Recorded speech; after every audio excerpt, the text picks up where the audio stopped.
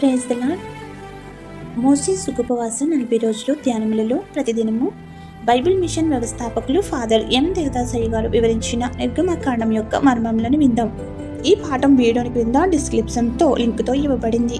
దానిని నొక్కి చూడగలరు.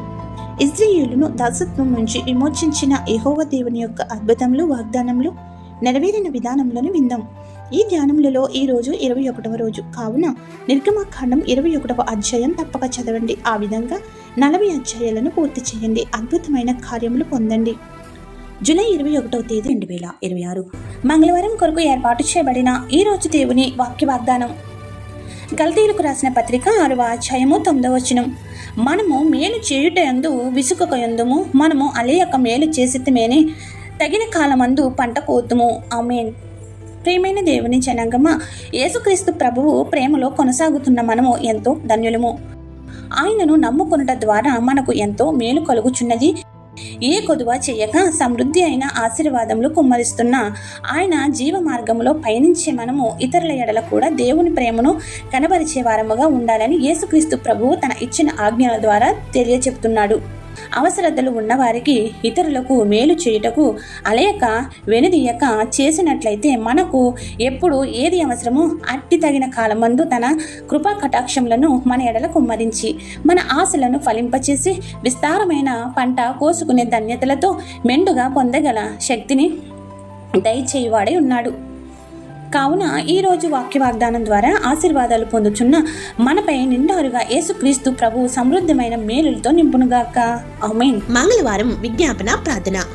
సమృద్ధి అయిన మేలులను మాపై కుమ్మరించి ఆశీర్వాదములతో నింపుతున్న మా క్రీస్తు ప్రభువ, నేటి దిన వాక్య వాగ్దానం ద్వారా మేము పొందిన దీవెనలను ఇతరులకు సహాయం చేసే విధముగా నీ ప్రేమను స్వరూపం ధరి మేలులు చెయ్యమని హెచ్చరించిన తండ్రి నీకు స్తోత్రములు.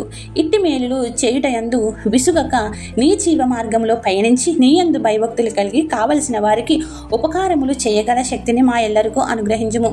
తద్వారా మేము నూరంతల ఫలమును నీ నుండి పొందగల స్థితిలో నడపమని వేడుకొనుచున్నాము. విజ్ఞాపన ప్రార్థనలో పాల్గొన్న ప్రతి బిడ్డను పేరు పెట్టి పిలిచిన వాడవు నీవే కనుక నీ బిడ్డల యాచనలను ఆలకించి అభివృద్ధి చెయ్యుము.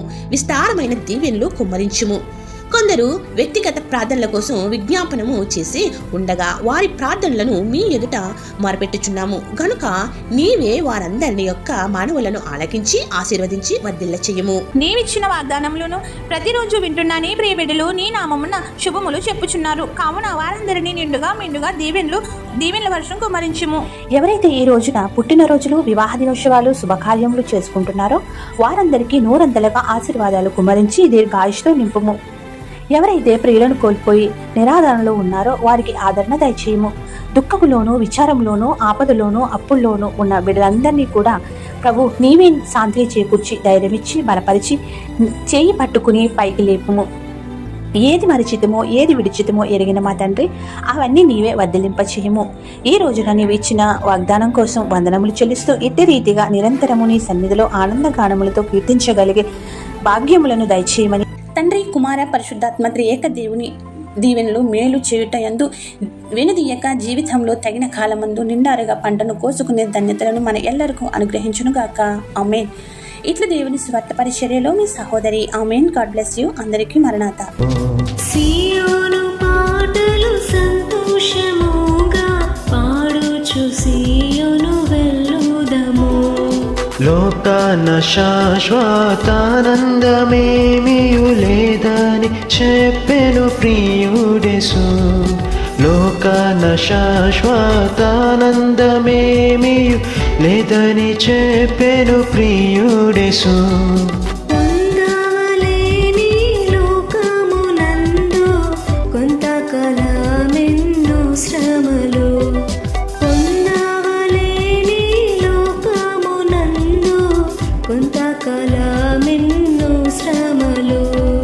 సియోను పాటలు సంతోషముగా పాడుచు సియోను వెళ్ళుదము.